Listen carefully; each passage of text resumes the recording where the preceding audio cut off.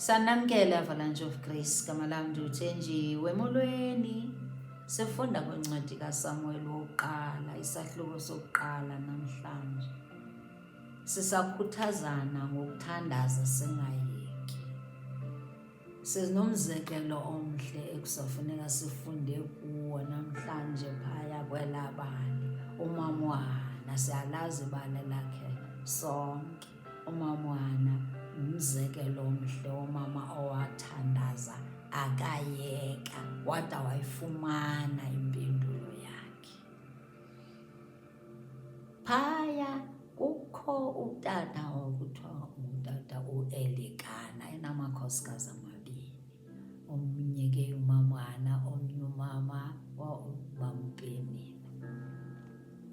Umamwana ke yena ke wayengenabantwana, wayesoloko enobo buhlungu boba akafumani bantwana. UMampenina ke yena wayefumana abantwana, wayeze nabantwana abathathu. Kodwa umamwana yena engenabo abantwana wayibona naye le nto yokuba le ifuna soloko ndizisondeza kuThixo. Nathi masifunde ukuthi xa sinengxaki singazaziyo uba zivela phi zinjani, masisondeze uYesu. The pain yamsondeza kwiprayer, waba yi-woman of prayer, ethembe umthandazo ngalo lonke ixesha, ene-perseverance, enyamezela ukungabi nabantwana kwakhe kwamenzela into yoba ngoku umama uPhenile esoloko ehlekisa ngayo umama uPhenile, esoloko emchukele. Lo tata unyaka nonyaka wayenyuka nenkosikazi yakhe nabantwana bakhe kubekwe eShilo to worship the Lord, uyokubingelela noyokumnika izipho. Kodwa kukho nonyaka omnye apho kuthiwa umamwana wakawathi yena andizukuya eShilo kule ke.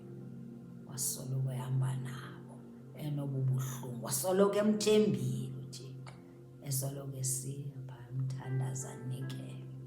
Utata uElikana ke xa besiya eShilo ebenika umama uPhenina isabelo sakhe nabantwana.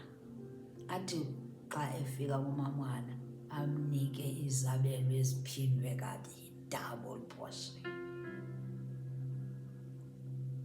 Ndiyacinga yenye yezinto ezazimenza umama uPhenina ambize ngamagama, wayembona into yoba lo ufumana i-double portion, uyathandwa lo, wayazi loo nto.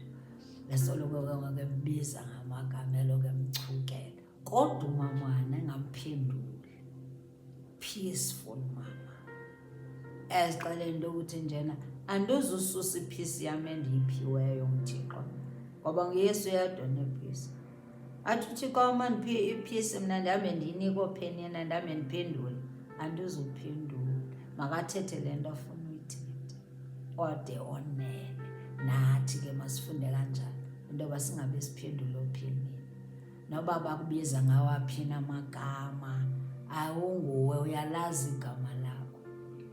Noba bathini na, suthatha izinto abazithethayo abantu uzifake engqondweni yakho. Wena themba uThixo, themba uYesu, hamba noYesu endleleni yakho, uza kwenzela, uzokuhlekisa uYesu. Sibone apha kumamwana.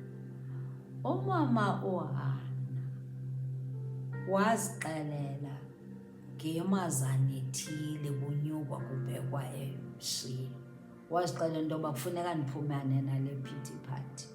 Leyo soloko ndikhala ndide ndingatyi, ndisoloko njalo ndingonwabanga mna xa kubhekwa eShilo. Thula watya kuloo keki, watya, wathi wawugqiba ukutya waya straight kwisibingelelo, kwi-altari, wayokhupha ubuhlungu entliziyweni yakhe. Wakhala kangangoba utata uEli umbingeleli waza wathi hayi inoba uselile lo, hayi ndizandimbona umuntu obebitheka umlomo obibizela umlomo kodwa kuphuma ivoice, hayi into inobuselile khona into ayiselile ekraqayo. Wada waya kuye wambuza into nje, wena uzoyeka nini izinto zakho zosoloku usela? Wathi hayi tata mna andiseli, into nayo ndingumfazi onobuhlungu, bendisaxelela ubuhlungu bam buyava. Ekhala wakhupha ubuhlungu bakhe bonke wayobukhuphela kuYehova, akazange aye nakutata uEli. That is why wayenengxaki laa tata shem, wayesho ukuthi nyhani noba ikhona into kanti akukho nto. Wathi hayi andiseli andiyiyo le nto icingayo tata. Mphendula ngembeko, wayenembeko umamwana, zange imenze loo nto yoba amjongela tata ngamehlo amabi. Wayenembeko kangangokuba wafumana ukubleswa ngutata uEli. Wathi nje hamba ngoxolo, nayiphina oyicelayo uThixo uThixo makakwenzele. God of Israel makakunike into oyifunayo.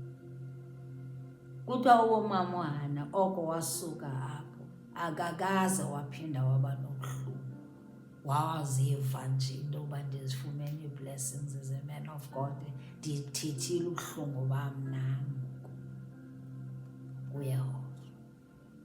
Nyhani emva komthandazo wakhe wamfumana uSamuel, wamkhumbula uYehova ngalaa ndlela wetshiwo ngayo yokuthi nje uzundikhumbule umntana wam ndizamnikela. Wenza isithembiso, sisikhumbule naleyo.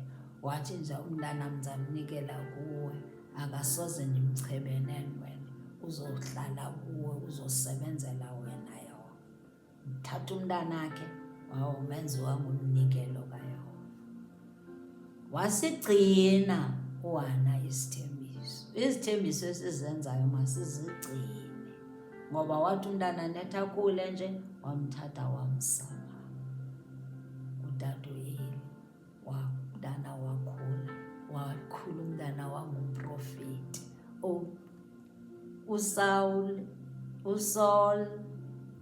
King Saul and King David yabe anointwe nguSamuel.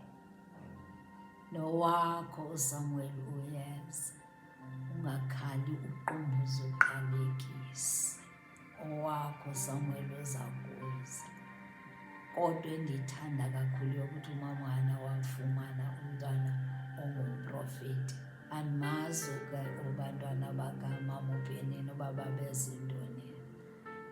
Andazi namhlanje into yoba mna nawe kwezi end times singoobani na, singoomama uPenina na, sihlekisa ngokuhlupheka kwabantu na, sihlekisa ngeentlungu zabantu, ngesorrow. We rejoice over the sorrows zabanye abantu na, okanye singoomamwana apho sawuthemba uNkulunkulu ngeentlupheko zethu nobuhlungu bethu, apho sizawuthandazela nabanye abantu. Ngoba umamwana inoba yena wayengenayo le nto yochuku ayinomama uPenina. Inoba wayemthandazela nomthandazela, nawe sithi Yesu mncede ukhe umjike umama uPenina. Singoobani thina? Kufuneka senze i-introspection, siguquke. We must repent kwi-end times. Kula mabali mawayasifundisa ajike iimpilo zethu. Namhlanje kumnandi to hear ukuthi njena sinoThixo okwaziyo to change our barrenness. Andazi i-barrenness yakho ukuthi yiphi, ngoba zininzi i-barrenness. Kusenokwenzeka usebenzi sorry, kusenokwenzeka into ukuthi khona i-area apho nebhizinesi yakho ihamba ine-barrenness. Kodwa njena whatever barrenness, nanku uYehova kamamwana, naye he's able to change that barrenness yakho, akunike an overflowing blessing. He is able to take that sorrow yakho ayitshintshe to ayithene to joy. He is a promise keeper. We serve a God who keeps the promise. A faithful God. Simbona phi? Simbona kumamwana. Asikhuthazeke endleleni yethu. Akakho umuntu othe kuzaba lula. Kodwa masihlale emthandazweni njengomamwana. Umamwana ke wafumana i-blessing. uYehova wamblessa ngabantwana abanje aba-5. 3 boys and 2 girls. Yintoni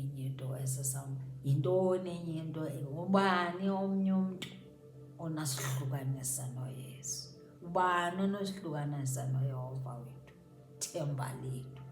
Yintoni na i-barrenness enza kuhlukanisa nothando likaYehova? Uyasithanda, thanda umoni njengelungisa. Ungavumi uba usuke kuye. Mkhatha noba nguphi nomthwalo owuthwele. Sifunde kwelibali likamamwana. Asifunde namhlanje kwemamana. Into mama sikuxabise umthandazo wenu. Simxabiso yawo. Usuka kwipain yakhe, thathe ipain yakhe wayisa kwiprayer, wasusa iprayer yakhe wayisa kwipraise. Wampraise uHanoyehova, wampraise kuSamuel wesibini, wathandaza umamwana, praising embongo yawo uba umenzele lo. Wathi inhliziyo yami idlamkile ngoYehova. Andikhumbuza umbongo kaMaria. NoMaria wathi nje umphefumlo wami ukwenza mkhulu yawo. Wathi uphondo lwami luphakanyisiwe kuYehova. Unwabile. Wathi uvulekile umlomo wami kakhulu ngazo iintshaba zawo. Wathi nje nawo, He prepared a table for me in the presence of my enemies. Wathi ngokuba ndivuyele usindiso lwakho. Akukho uyingcwele njengoYehova, ngokuba akukho namnye ngaphandle kwakho. Akukho liwa linjengoThixo wethu. Musani ukukwandisa ukuthetha izinto eziphakamileyo, kungaphumi intetho yakuhlakanipha emlonyeni wenu. Ngokuba uYehova nguThixo owazi konke, yena ngumlungisi wezenzo ezincamisayo. Izaphetha zamagorha zaphukile, abakhubeki babhinqisiwe amandla. Abahluthiyo baziqeshisela isonka, abalambileyo baza kuphela ukulamba, ade nongalaziyo azale isixhenxe, onabantwana abaninzi antswenye. uYehova uyabulala, adlise ubomi, uhlisela kwelabafileyo abuye anyuse. uYehova uyahlwempuza atyebise, uthoba abuyise aphakamise. Verse 8. Uvusa eluthulini abasweleyo, aphakamisa amahlwempu ezaleni, ukuba awahlalise namanene. Uwabela ilifa eselehlalo sozuko, ngokuba zezikaYehova iintsika zehlabathi. Walemisa phezu kwazo elimiweyo, iinyawo zabakhe benceba uyakuzigcina. Abangendawo badake ebumnyameni, ngokuba indoda ayiyisi ngamandla. Verse 10. uYehova yena bayakuqhibuka umbilini ababambana naye. Uyakududumisa phezu kwabo emazulwini. uYehova uyakuzigweba iziphelo zehlabathi, amnike ukumkani wakhe amandla. Aluphakamise uphondo kwiphondo lomthanjiswa wakhe. Umbulelo kaMangwana lumbulela ngothando nokuthembeka kwakhe. Nathi xa senzelwe izinto ezintle masibulele, masimpraise, masikhuphe iminikelo, simnikele, sazi uba ujongile. Ungathi hayi kudala ndithandaza mntu, umamele. Khuthazeka kakhulu. God bless you. Love you so much.